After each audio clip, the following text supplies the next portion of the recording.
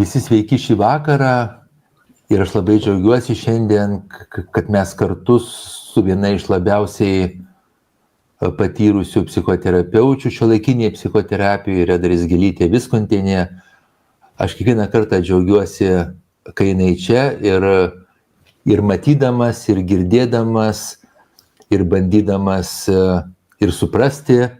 Ir aš manau, kad didelis džiaugsmas bus ir tiems, kurie mūsų žiūri, ir tiem, kurie žiūrės paskui mus, nes mes kalbame apie vieną labai labai svarbę šiuolaikinės psichoterapijos kryptį, rūšį, tai būtent schemų terapija. Ir kalbam dėl to, kad būtent Reda Rizgelytė Viskontienė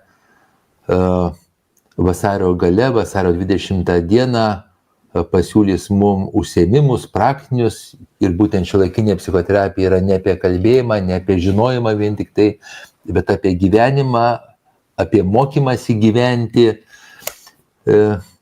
teisingiau ir mokymąsi spręsti savo problemas praktiniu būdu. Tai tie žmonės, kurie norės, galės dalyvauti tuose praktiniuose užsiėmimuose, kur labai geras žodis yra dirbtuvės, schemų terapijos dirbtuvės. Ir mes vėl priminsim savo auditorijai apie schemų terapiją, apie jos metodikas, apie jos naudą, apie jos galbūt apribojimus. Ir aš labai labai nuoširdžiai, mielieji, kviečiu užduoti klausimus. Labai labai pasinaudokim progą ir užduokim klausimus Redai. Ir aš prisidėsiu šiek tiek, kad va šitą valandą arba valanda su šiek tiek trupučiu praeitų ne tik tai smagiai, bet ir labai naudingai ir prasmingai. Taigi, Reda, priminkim gal apie schemų terapiją, kas tai doper metodas ir kam jis taikomas ir kaip jisai visoje sistemoje psichoterapijos irgi veikia.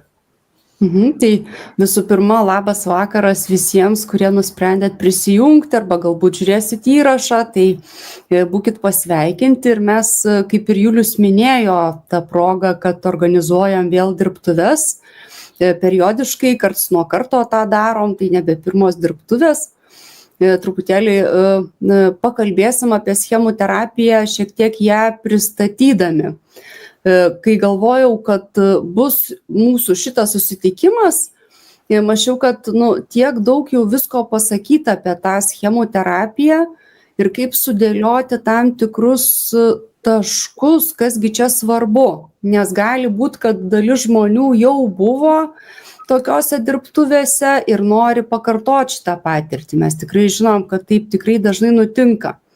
Kartais yra žmonių, kurie patys jau gerai labai skaitė. Šiais laikais labai daug žmonių yra, kurie labai apsiskaitė, žino apie schemų terapiją. Dalis žmonių galbūt girdi pirmą kartą ir sako, aš girdėjau kažkur kas ta schemų terapija. Tai jeigu taip pasakyti labai paprastai, tai yra tam tikra šiuolaikinė psichoterapija, kuri turi visą ištisą savo logiką, kaip aiškina mūsų tam tikrus patiriamus sunkumus ir eilė įvairių metodų, kaip spręsti ir ką daryti, kai tų sunkumų turim. Ir šita terapija tokia gana struktūruota, turi gana aiškią struktūrą, dėl tos priežasties jinai patogi tam, kad galima būtų surengti dirbtuves. Tai jeigu taip labai bendrai, tai taip pradėčiau, bet galbūt pavystysim truputėlį konkrečiau. Pridėčiau dar, kad tai yra būtent giluminė psichoterapija. Ne apie giluminį kalbėjimą, apie gilias temas, bet gilų darymą, taip, gilų gyvenimo keitimą, nes būtent ši psichoterapija, jinai padeda mum įsisąmoninti ir suprasti, kokios pas mus yra schemos išmoktos, kokie smegenyse suformavę neuronų tinklai, refleksai sąlyginiai ir kurie įtakoja mūsų gyvenimą, į kokius veikimo režimus mus perveda šitos schemos, kai jos aktyvuojas dėl kažkokių tai įvykių gyvenimo arba patirčių. Ir pats svarbiausia, moko susitvarkyti su tuo, prisiliečiant prie pačios gilumos, prisiliečiant prie pačios vaikystės patirčių ir šitas patirtis tam tikrą prasme perdirbti. Tai irgi labai svarbus dalykas. Kartais žmonės sako, perrašyti tą patirtį ir mes net ir mokslinėje literatūroje matom tą tokį žodį perrašyti, jis nėra tikslus visai, nes mes užrašom naują versiją. Tai tada šita būtent nauja gyvenimo mūsų vaikystės versija, jį pradeda konkuruoti su buvusia versija. Ir jeigu mes kartojam naują versiją daug kartų, tai jinai galų gale nugali. Ir tada jinai pradeda dominuoti mūsų gyvenime. Ir mes pradedam gyventi taip, lyg tai pas mus buvo normali, teisinga vaikystės patirtis, nors galėjo būti bet kokia. Tai jeigu mes kalbam apie giluminę psichoterapiją iš tikrųjų, mes turėtumėm kalbėti ir apie schemų terapiją. Tai gal truputį dar išiškinam, gal tu galėtum praplėsti tą naudą ir kaip ją pasiekti ir kodėl reikia praktiškai daryti tai. Gal taip mes eikim į tą tokį... Turbūt pradėkim nuo to, kad tikrai kartais pastebim, kad koks nors visai sveikas žmogus, kuriam nėra jokio psichikos sutrikimo, gali patirti kokių nors labai tokių besikartojančių problemų, kurioj nors savo gyvenimo srity arba keletoj sričių. Pavyzdžiui, įsivaizduokim, turim kokį labai sėkmingą žmogų, kuriam labai puikiai pavyksta darbe patirti sėkmę, ten, tarkim, nežinau, užsidirbti ir taip toliau, bet jam nesiseka užmegzti ryšio su partneriais. Su žmonėmis bendrauja, viskas tvarkoj, bet susirasti partnerio nepavyksta. Arba priešingai, puikiausiai žmogus funkcionuoja socialiniai sferoj, bet, tarkim, kažko visą laiką pritrūksta, kad pasiektų sėkmę kur nors, kur jisai nori, kur pasirinko. Ir tie dalykai, sunkumai kažkokie žmogaus gyvenime kartojasi. Jisai gali sakyti, žiūrėk, vėl man panašios kažkokios tai problemos, tarsi į tą pačią duobę visi įkrentu. Tai vat čia yra ženklai, kad schemų terapija galėtų šitam žmogui labai būti naudinga, nes mes suprantam, kad tai, kad žmogus kažkurioje savo gyvenimo sferoje visą laiką krenta į duobę, nėra dėl to, kad likimas toks, kad jam taip nesiseka. Labai retai kada būna, kad sukrenta taip kortos, kad vis nesiseka. Dažniausiai tai yra kažkokie neįsisąmoninti paternai, ir schemų terapija išmoko atpažinti tuos neįsisąmonintus paternus, sukonstruoti visą gyvenimo istoriją, nes tas paternas susiformavo tikrai kažkur vaikystėje, dėl to, kad buvo nepatenkinti poreikiai.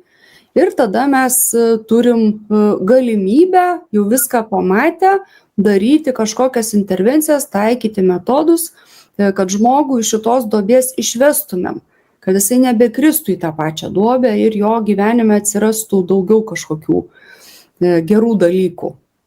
Tai aš taip atsakyčiau. Taip. Pridėčiau dar tai, kad kartais mes galim matyti, kad ne kokiai dėliai srity ten žmogui sekasi arba neseka, nes man yra klausimas, dar atskiras klausimas, kas yra sėkmė ir kas yra nesėkmė, nes aš čia galėčiau visą dieną apie tai šnekėti, bet dar būna taip, kad iškilus kažkokiai tai aplinkybei, bet būtent žmogus, kur lyg tai funkcionuoja visą kitą tvarkingai ir kažkokiai aplinkybė, pavyzdžiui, suserga ir pasikeičia žmogus visiškai. Ir aš prisimenu, taip mano tėčiui būdavo ir mano mama juokdavosi, kad stiprus vyrai, kai suserga, tampa mažais vaikais. Nes mano tėtis susirgęs tapdavo mažu vaiku ir man tas būdavo labai keistas dalykas, kaip toks baisus žmogus, tenais grėsmingas žmogus, tada man jisai atrodydavo, tapdavo visai mažų vaikų, ten gulėdavo mama su šaukštuku jam duoda valgyti, ten jis vysto visą kitą. Mama labai mokėjo elgtis su būtent jo pažeisto vaiko režimu. Tai būtent mes šiuo metu žinom, kad aktyvuojasi pažeimumo schema, tada pažymos schema sukuria pažeidžiamo vaiko daleiskim režimą ir žmogus pasikeičia visiškai toj situacijai. Pasveiksta nuo to gripo ar nuo ko ir vėl tampa tuo, kuris buvo. Arba gali būti dar kažkokios ir kitos schemos aktyvinančios. Arba režimai, pavyzdžiui, kažkoks tai hiperkompensacijos režimas. Žmogus tengiasi, pasiekė, atrodo jau daug uždirbo pinigų, milijoną, ar ten 2 milijonus, ar 10 milijonų. Vis tiek žmogui mažai, jis vis tiek alkanas, visą kitą, arba meilės alkanas. Arba nesaugumas labai didelis žmogaus, labai didelis nesaugumas, arba labai didelis nepasitikėjimas kitais žmonėmis. Tokios jautrios vietos, kur gali būti labai siauroj srity jautri vieta. Bet būtent šita jautri vieta, jinai labai įtakoja šitą žmogaus gyvenimą ir gali įtakoti labai negatyviai. Tai tada aišku, schemų terapija yra pasirinkimo metodas. Bet kas man labiausiai patinka schemų terapijoje? Žinot, kas man patinka? Man patinka, kad jinai paaiškina, kaip mes, kaip žmonės funkcionuojam netobulai šiame pasaulyje. Kodėl taip funkcionuojam? Mes galim, bet jeigu mes žinom schemų terapiją, mes suprantam, kaip tada įsijungiam vienas režimas, kitas režimas, aktyvuojasi viena schema ar kita schema ir taip toliau, kur tas sveikas suaugęs, kur tas laimingas vaikas, mes suprantam tada save, kitų žmonės labai svarbu ir pasaulį. Ir tas irgi gali būti labai naudinga, labai prasmingas dalykas.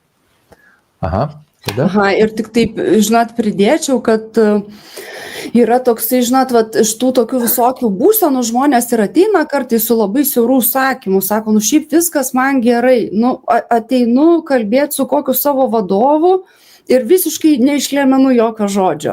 Ir žmogus nusisuka, kalba su kitais žmonėmis, viskas jam tvarkoja, šitoj vietoj kažkas nutinka. Tai schemų terapija tokias visokias būsenas gerai paaiškina, bet ne tik paaiškina, mes duodam jam vardą, tada aiškinamės, kaip čia nutiko, kad jam susiformavo tam tikras dalykas, nes mums reikia suprasti, kad ne aš toks gimiau, kad atsistoju ir dabar prieš kokį nors vadovą kinkas drebinu. Tiesiog man kažkas įsijungia, yra kažkokios vaikiškos patirtys, mano kažkoks vaikystės patirčių failas taiga atsidaro. Ir šitoj vietoj aš galiu tyrinėti savo būseną, suprast, kas čia vyksta tuo metu, kai vyksta mano būsena, tam yra sukurti tam tikri metodai ir tada aš mokausi iš to išeiti. Ir žinot, yra tokių paprastesnių būsenų. Pavyzdžiui, man rytais dažniausiai, kai reikia labai visur skubėti ir vaiką į mokyklą nuvesti ir pačiai paskui į darbą ten spėti ir daugybę dalykų padaryti, įsijungia toks vidinis kontrolierius. Aš esu apie tai daug kalbėjus, pasakojus ir aš sąmoningai jau žinau, kad yra tas vidinis kontrolierius. Jis dažniausiai sugadina reikalus. Ten, pavyzdžiui, jeigu skubinu savo vaiką ten kur nors, tai dar prašiau viskas pasibaigia, nes jisai tada nueina į emocijas. Bet jeigu aš anksti pastebiu, aš visų pirma pastebiu, kad žiūrėk, man kūnas įsitempia. Žiūrėk, jau tu ten tą rūšiuoji, ten kažkokius tai dalykus, kur nebūtinai ten turėtum rūšiuoti. Ir tada galiu iškart į tai reaguoti ir atrodo, toks mažas dalykas, aš įsisąmoninau, kas čia yra. Aš žinau, kad kontrolieriaus režime aš būnu atsitraukus nuo emocijų, aš pasižiūriu savo vaiko veidelį ir man grįžta sveikas suaugęs. Ir aš tada galiu kažkaip tai funkcionuoti taip, kad mes ir spėtumėm ryte ir niekur nevėluotumėm ir santykis nebūtų sugadintas per tą visą ryto rutiną. Tai čia yra tokie nauda schemų terapijos, kad mes atpažįstam būsenas ir tada žinom, ką daryti, kad iš tos būsenos kiek įmanoma greičiau išeitumėm.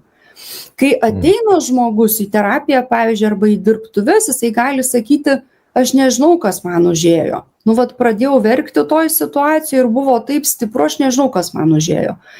Tai pradinis etapas toks ir būna. Aš nežinau, kas čia man užėjo. Bet vėliau patyrinėjus, aišku, kas užėjo, tas turi tam tikrą vardą, mes galim jį vardinti pagal schemų terapiją ir tada savim pasirūpinti. Ir kuo dažniau praktikuojam, tuo geresni tame